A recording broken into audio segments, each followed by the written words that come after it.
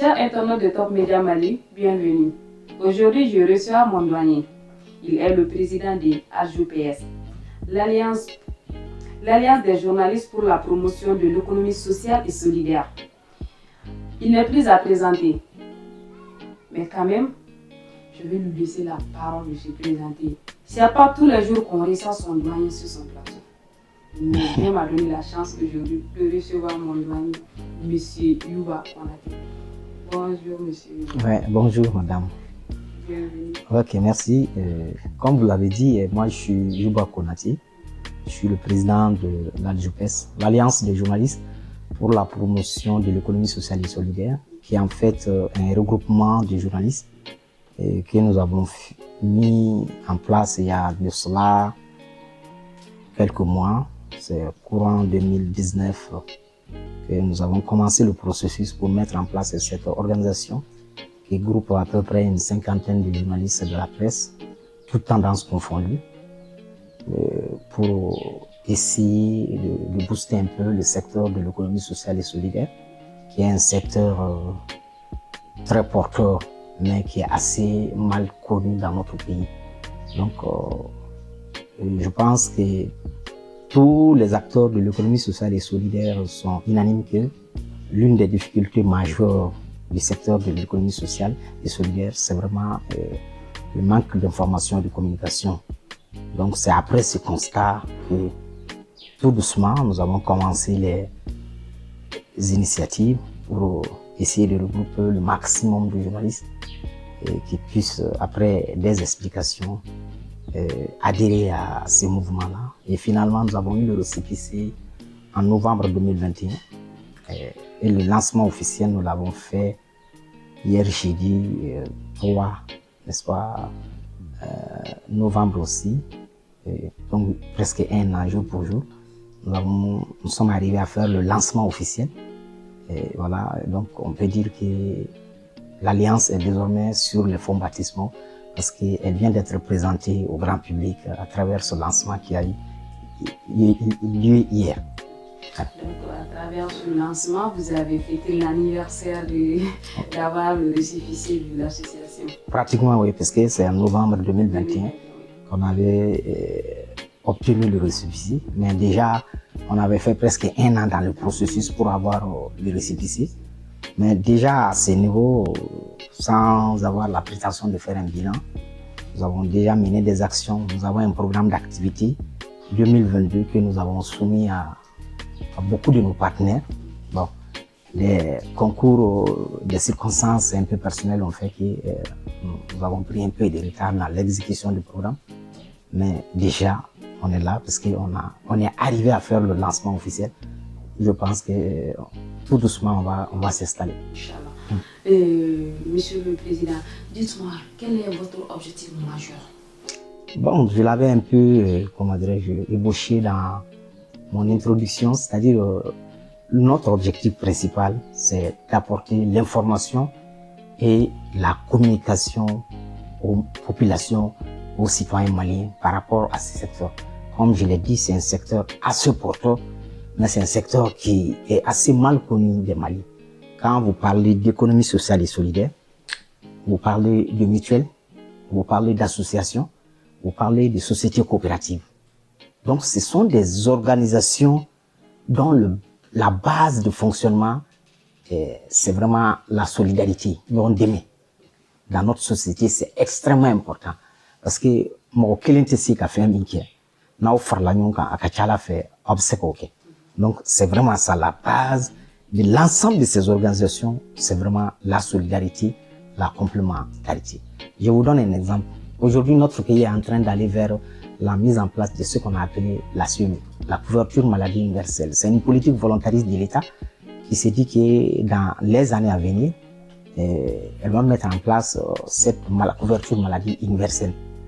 Et cette couverture maladie universelle va concerner l'ensemble des Maliens. C'est-à-dire à l'image de l'AMO par exemple. Donc l'AMO qui ne concerne que les fonctionnaires, les militaires, les parlementaires, la CMU va concerner tous les Maliens, que vous soyez menuisier, mécanicien, comment dirais-je, teinturier, toutes les couches de la société, à condition que vous adhérez à une mutuelle. Donc, c'est les mutuelles qui vont être la porte d'entrée de toute cette population-là à la couverture maladie universelle, qui va avoir les mêmes avantages que l'AMO. Donc, quand vous prenez ça, cette perspective-là, de la mise en place de cette couverture maladie universelle, mais les mutuelles vont jouer un rôle essentiel. C'est-à-dire, quand vous prenez un exemple aujourd'hui, l'AMO couvre 22% avec son plein potentiel, 22% de la population. Et les indigents, les gens qui n'ont pas de revenus, ils représentent 5%. Donc, ils sont censés être pris en charge aussi par l'AMO. Quand vous ajoutez 22 à 5%, ça fait 27%. Donc, les 33 autres pourcents de la population sont en marge.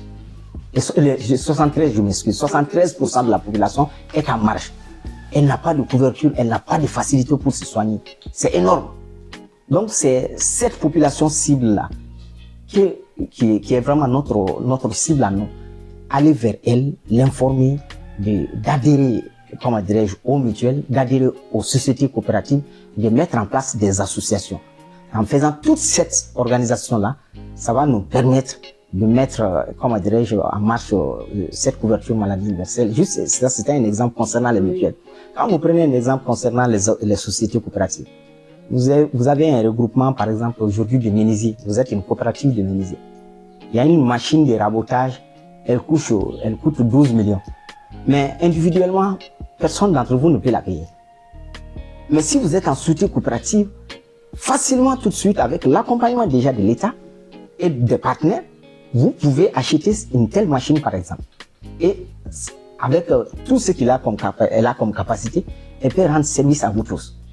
Donc voilà, ça c'est des formes, c'est des exemples que nous aimons prendre pour faire comprendre de façon banale aux gens qu'il est intéressant que l'on s'intéresse à l'économie sociale et solidaire parce que c'est un secteur qui est porteur, c'est un véritable instrument de lutte contre la pauvreté. Ça peut aider des populations comme les nôtres vraiment à sortir de la précarité. Parce qu'aujourd'hui, vous voyez la situation de crise que nous avons. Nous sommes dans un pays totalement exempt. Les gens sont très fatigués et individuellement pris, ça va être très très difficile pour les gens de s'en sortir. Donc, ce qu'il faut, c'est des regroupements. Et les gens se regroupent à travers les différentes formes de regroupement qui sont possibles dans ces pays-là.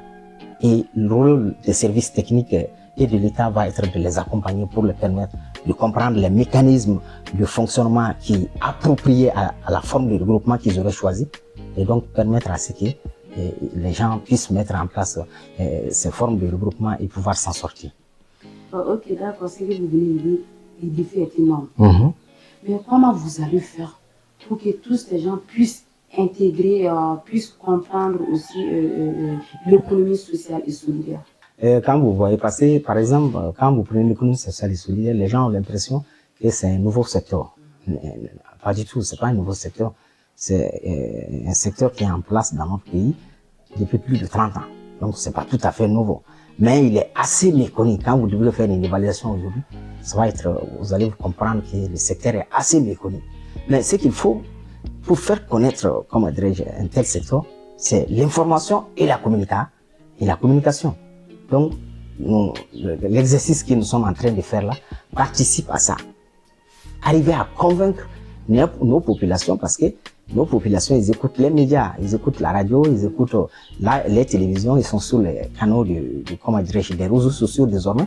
Donc, c'est donner l'information, c'est donner la bonne information à ces populations-là pour qu'elles puissent comprendre qu'il y a des alternatives à tout ce que nous vivons comme précarité. Donc, c'est nous, en tant qu'organisation de journalistes, notre rôle va être vraiment d'accentuer l'information, la communication dans ce domaine à l'égard des populations et essayer d'informer le maximum de nos populations pour qu'elles puissent prendre les bonnes décisions concernant leur vie. L'idée est vraiment à féliciter parce que vous êtes journaliste, vous avez pensé à l'économie sociale, pas à votre propre économie, mais à l'économie sociale de tous les Maliens. Comment vous faites pour que les acteurs de l'économie sociale peuvent renforcer les propositions d'amélioration? Bon, nous, notre rôle, nous sommes en tant que journalistes, notre rôle est vraiment d'abord d'accompagner tous les acteurs, tous ceux qui travaillent dans ce domaine-là. Parce que les gens, quand vous prenez par exemple, l'essentiel des acteurs aujourd'hui d'abord, c'est vraiment des acteurs étatiques avec des missions bien définies. Quand vous prenez la direction nationale de la politique, de la direction nationale de la protection sociale et de l'économie solidaire, c'est elle qui conduit la politique nationale. Quand vous prenez l'INPS, elle est dans le domaine du travail et du droit de protection, ainsi de suite. Quand vous prenez la CMSS, la Caisse malienne de sécurité sociale, c'est vraiment la sécurité sociale des travailleurs du secteur public, les fonctionnaires, les retraites, tout ça. Quand vous prenez la MAMUS, elle s'occupe des mutuelles. Quand vous prenez, comment dirais-je, l'Institut, par exemple, l'Institut national de formation, tout ça, ça fait partie. Il s'agit de donner, l'Institut national, par exemple, forme les futurs cadres dans du domaine du travail social. Donc, tout ça mis à bout à bout, vous allez voir que c'est assez complémentaire. Donc, c'est tout ce beau monde-là que nous accompagnons. Nous n'accompagnons pas seulement la direction nationale, nous n'accompagnons pas seulement l'INPS, nous accompagnons tous les acteurs. Même les RENAPES, les réseaux, il y a un réseau national qui regroupe toutes les entreprises, toutes les organisations qui travaillent dans le secteur de l'économie sociale et solidaire. Tous les acteurs sont des partenaires de notre réseau et pour la plupart d'entre eux, nous sommes en contact avec ces gens-là pour pouvoir un peu vraiment travailler. C'est pas facile parce que vous voyez, surtout pour ce qui est quand vous mettez en place tout de suite une nouvelle dynamique, les gens sont sceptiques. Ils regardent, est-ce que c'est une affaire sérieuse? Est-ce que ça va marcher? Est-ce que c'est des gens qui ont des convictions? Le temps que ce temps-là passe et que les gars ils voient que vous vous accrochez, c'est à partir de cet instant qu'on doit commencer à vous faire confiance. Et petit à petit, vous arrivez à vous imposer en tant qu'acteur. Mais avant cette phase-là, souvent c'est très difficile parce que les gens, aujourd'hui, surtout dans ce pays-là, ne croient pas beaucoup de choses. Chaque fois que les gens voient une dynamique, une initiative en place, ils disent, hey, c'est des gens qui veulent chercher de l'argent. Alors que forcément, tout le monde n'est pas dans ces logiques-là. Voilà. Bon, chercher de l'argent, quand on dit ça comme ça, c'est vrai, tout le monde cherche de l'argent, évidemment. Mais en contrepartie avec des résultats. Voilà. C'est vraiment dans cette dynamique que nous mettons, parce que nous sommes convaincus que notre association peut être utile pour le pays. Elle peut apporter des choses, n'est-ce pas, à l'ensemble des acteurs de l'économie sociale et solidaire.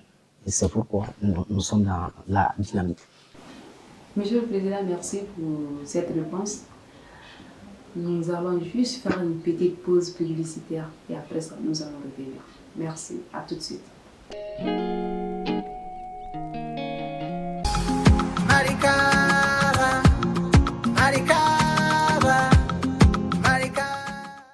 kalo ti fale kalo ka nga dolo ɲɛduma o b'a tile kɛ n balimakɛ n balimamuso ka wuli ka taa jeda finiɲumanko la walima dubayi nin y'o bannen pepepewu ala sababu hotcoteur maaw sababu an bɛ don min na i ko bi dakabana finiw fini minnu be yen ni diɲɛ bɛ girin a kan fini minnu be yen ni diɲɛ gorobinɛbaw bɛ a don a bɛɛ lajɛlen sɔrɔyɔrɔ ɲuman o bɛ anw fɛ jamana in kɔnɔ yan be hotcoteur kɔnɔ se mari kaba o ma bari atelier dakabana bɛ u bolo i miiri bɛ diɲɛ mansin o mansin na n'o ye diɲɛ laban mansinw ye a bɛɛ lajɛlen bɛ nin atelier belebeleba den kɔnɔ o t'a bɛɛ lajɛlen ye ngo mana cun i kan n'i donna ni butikiba in kɔnɔ min ye samaraden marikew samara minnu be ni diɲɛ gorobinɛbaw bɛ girin a kan walima dakabana sekibaw olu fana feereyɔrɔ bɛɛ ni butiki belebelebaden kɔnɔ walasa ka se ka baara nɔgɔya aw bolo kɛlen do ka bɔlɔlɔ sira dɔw fana bila sen kan min b'a to sanni feere o bɛ se ka nɔgɔya aw ma cogo min na o de la n balimakɛ n balimamuso min ye hot couture cɛdenw u kɔni labɛnnen do ka aw kɔnɔ a ye wuli an ka taa u si filɛ ka avion ta ka taa jamana wɛrɛ la ninnu y'o ɲɛnafin bɔ an na ka ban walima ni aw maa minnu b'a fɛ k'u lasɔrɔ nɛgɛjuru sira fɛ o filɛ nin ye 00223 66 99 79 07 n'a ye nɛgɛjuru sira kofɔlen wele min ye hot couture cɛdenw chez Marie Kaba aw bɛ a ka maaw sɔrɔ nɛgɛjuru sira fɛ fini kalala a bonyana ma i ma se hot couture la a ye wuli a ka na lajɛ a ka galonbɔnda hot couture mana fini kala k'a d'i ma i bɔra jama girinna.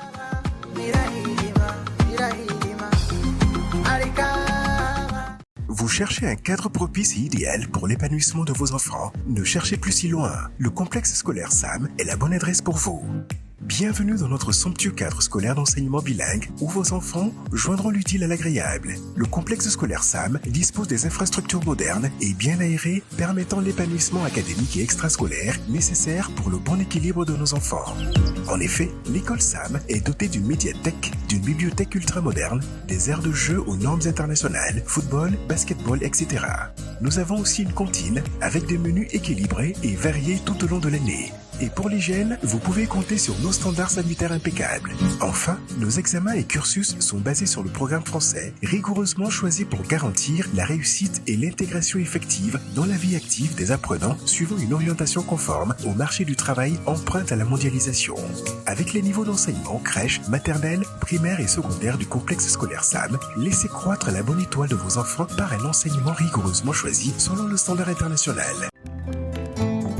ni maa y'a damu ta yɔrɔ dɔ ye ɲɛ ɲuman ye a y'a to an ka denba optique sɛgɛrɛ aw maa minnu be ni ɲɛko be ka aw sɛgɛ i sɔminen do i ɲɛ la yɔrɔjanfɛn yeli ka gɛlɛ i ma walima e bi moto sanfɛ i ɲɛji be bɔ a yɛrɛ ma vɛriw ka se ka a di aw ma min be bɛn ni aw ɲɛ yɛrɛ ye ten tigitigi cɔ bari a tɛ di aw ma u kunfɛ ka da ka denba optique maw u b'a sɛgɛsɛgɛ k'a ɲini k'a ɲɛdɔn e ɲɛ ni nimero min ka kan tigitigi o be di ma n balimakɛ kana sɔn ɲɛkolontigiya ka dimi don i la ka denba optique to ye o de la an b'a fɔ a ye wuli joona joona aw ka se Bakɔ Jikɔrɔni golf la rue 798 porte 2929 denba optique n'aw donna kɔnɔ very qualité ɲuman baw aw bɛ taa minnu ɲini jamana wɛrɛw kan a bɛɛ lajɛlen bɛ denba optique kɔnɔ ninnu ye ɲɛko ɲɛɲini k'a ɲɛdɔn o de la u y'u hakili to aw la ni maa min b'a fɛ ka kunnafoni wɛrɛ sɔrɔ nin kibariya in na denba optique maaw ka se k'u lasɔrɔ nɛgɛjuru sira 00223 76 22 90 23 walima Malitel 66 22 90 23 n'aw ye nin numéro wele a ka da la k'a fɔ denba optique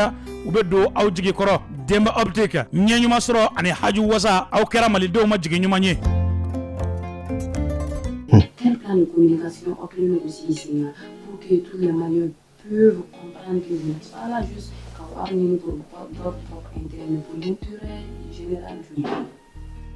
Bon, l'intérêt général du Mali, je ne sais pas, mais en tout cas, être efficace pour atteindre nos objectifs. Nos objectifs, c'est-à-dire, je l'ai dit clairement, notre objectif principal, c'est qu'on arrive à informer, à augmenter le niveau d'information et de communication pour ce qui est de l'économie sociale et solidaire. Et ça, je pense qu'aujourd'hui, rien que le lancement d'hier seulement, nous avons fait un formidable travail. Il y avait plus de 4 chaînes de télévision, plus d'une trentaine de journalistes qui étaient présents. Et ce genre d'initiative, on va le continuer pour que chaque fois que c'est possible, nous puissions nous-mêmes d'abord, en tant qu'ALJOPES, organiser nos propres activités avec de forts accents de médiatisation. Mais chaque fois qu'un des acteurs, les différents acteurs que je viens de citer, ont besoin de nous, aller vers eux et les accompagner pour mieux organiser la couverture médiatique et améliorer la communication. C'est vraiment tout ce que nous pouvons faire. C'est améliorer la communication, faire en sorte qu'il y ait le maximum chaque fois qu'il y a un événement qui concerne l'économie sociale et solidaire pour que nous puissions atteindre le maximum de nos populations à travers donner la bonne information sur l'économie sociale et solidaire. Les journalistes peuvent adhérer, toutes personnes qui ont fait la communication peuvent aussi adhérer. Si, tout ce qui a trait avec les métiers de l'information et de la communication peuvent adhérer. Ça, il n'y a aucun souci. Mais d'abord, il faut vraiment avoir de l'information et de la communication, être de ce secteur-là. Parce que c'est un regroupement exclusivement des journalistes. Donc, si vous n'êtes pas journaliste, si vous n'êtes pas communicateur, ça va être difficile. Maintenant, le seul critère, c'est vraiment ça. Accepter nos objectifs, voilà, et être du secteur de l'information et de la communication pour pouvoir adhérer à cette association qui aujourd'hui est en train de s'installer doucement pour pouvoir, dans les jours à venir, influencer l'information et la communication dans les secteurs de l'économie sociale et solidaire. On peut dire que ça aussi, ça peut diminuer le chômage aussi au Mali parce que les jeunes qui n'ont pas de travail, sans journalistes peuvent adhérer à ça. Évidemment, c'est peut-être tout ça aussi l'objectif, quoi. C'est vraiment être déjà accompagner les jeunes et à comprendre leur propre métier déjà. Bon, je ne sais pas, je peux avoir la prétention de dire que on va employer des gens. On n'est pas à ce niveau-là pour le moment, mais on s'est dit qu'avec le temps, si on a tout ce que nous avons comme idée dans nos têtes, si tout fonctionne bien, rien que par exemple avoir une permanence pour nous de 2-3 personnes, c'est pas mauvais. Voilà. Et au-delà de ça, faire des prestations ponctuelles quand nous avons vraiment des choses à faire tout ça, ça va dépendre aussi de l'engagement d'abord individuel des gens. C'est ce que je dis aux gens. Parce que la vie associative, c'est ça. Hein. Parce que les gens, quand vous prenez et vous mettez en place une organisation, il y a des gens qui sont plus enclins de participation que d'autres. Mais je suis désolé, quand il y a une réunion, 20 réunions sur... Vous participez à 18 des 20 réunions, et celui qui n'a participé qu'à une seule réunion, je suis désolé, vous n'êtes pas sur le même niveau d'information. Et donc, vous ne pouvez pas être au même niveau d'expertise. Celui qui participe plus au débat, aux réunions, a plus d'informations que vous qui venez 1 ou 2 fois par an. Voilà, donc c'est aussi ça. Ça, c'est aussi des questions d'engagement personnel. Avant de clore, je voudrais que vous donniez un conseil à la jeunesse malienne de s'engager davantage pour le pays. Ah ouais, c'est ça. Moi, si j'ai vraiment un conseil, bon, ça ne donne pas l'air, hein, mais j'ai presque 20 ans d'expérience. C'est vraiment de dire d'abord aux gens de se former. Parce qu'il n'y a rien à faire si tu n'as pas une bonne base, quel que soit. Voilà, il faut se former. Quand tu es formé, tu n'as pas besoin d'aller chercher les gens. Les gens viendront te chercher. Fiber l'incou là. Parce qu'ils savent que tu peux les apporter quelque chose. Tu n'as pas besoin de courir derrière qui que ce soit. Si tu es bien formé, tu es à la hauteur de ce que tu entreprends, c'est les gens qui vont courir derrière toi. Et tu peux moi aussi, en fait. Donc, si j'ai un conseil à les donner, c'est de dire ça. Vraiment. Maintenant, pour ceux qui sont des jeunes journalistes, je dis, c'est vrai, il est bon de faire du généraliste. Mais à côté du généraliste là, il faut commencer déjà à faire une spécialisation. C'est-à-dire, regarder volontairement un secteur dans le pays. Il y a énormément de secteurs. Tu fais le choix de ces secteurs-là. Tu te dédies. Au bout de 10 ans, tu deviens un expert dans ces secteurs. Et les gens vont courir derrière toi pour ce secteur-là. C'est ce que je peux dire aux gens. Il y a énormément de secteurs. Il y a des gens qui s'intéressent aux mines. Les journalistes qui s'intéressent aux mines. Moi, je suis aussi par ailleurs président du réseau des journalistes pour la promotion de l'eau, l'hygiène et l'assainissement. Ce réseau existe à presque 17 ans. Moi, je suis le président, ça fait 7 ou 8 ans. L'eau, l'hygiène et l'assainissement. Mais partout où tu vas aller aujourd'hui, tu demandes le journalisme pour l'eau, elle va dire, ah non, on va voir Yuba. Moi, je suis assis ici, mais je te dis, mais les gens, souvent, je refuse des consultations. Les gens me disent, ah, on voulait te voir comme consultant dans ce domaine-là pour l'eau, l'hygiène et l'assainissement. On a eu votre contact pour avoir essayé des trucs. Je dis, la période, c'est quand? C'est de quelle période à quelle période? Il dit, non, je ne peux pas. Mais il faut faire attention, on va vous payer 1 200 000, 1 million. Il dit, non, je ne peux pas, ça ne cale pas avec mon calendrier. C'est comme ça. Tu deviens incontournable. Les gens viennent te chercher si tu as de l'expertise dans un domaine. Mais si tu n'as pas d'expertise, les gens sont convaincus que tu ne peux rien les apporter, ils ne vont pas venir te chercher. Voilà, donc il faut déjà, les jeunes journalistes, se spécialiser, prendre un secteur, faire le choix d'un secteur, se spécialiser dans ce secteur-là. Et je t'assure que les gens, au bout de 5 ans, 10 ans, tu deviens incontournable et tu vas vivre de ce secteur-là jusqu'à la fin de tes jours. C'est aussi simple que ça, c'est pas compliqué. Parce que le secteur aura besoin de toi. Ils savent que tu peux les apporter quelque chose et ils vont continuer. Et chaque fois, c'est-à-dire chaque année, tu vieillis, tu gagnes en expérience. Donc, tu prends les raccourcis. Voilà. Les jeunes prenant acte au conseil du douanier, ce qu'il dit, c'est très très intéressant. Comme on dit, sur le travail libère l'homme. Donc, vraiment, arrêtez d'aller diffamer des gens sur des réseaux sociaux. Un jeune qui a un téléphone seulement se prend pour un journaliste ou bien se prend pour un communicateur et aller diffamer des gens sur des réseaux sociaux ou bien aller dire n'importe quoi. Non, il faut nous spécialiser. Donc, vraiment, venez auprès de nos douaniers, de nos grands frères, nous former davantage pour développer notre pays.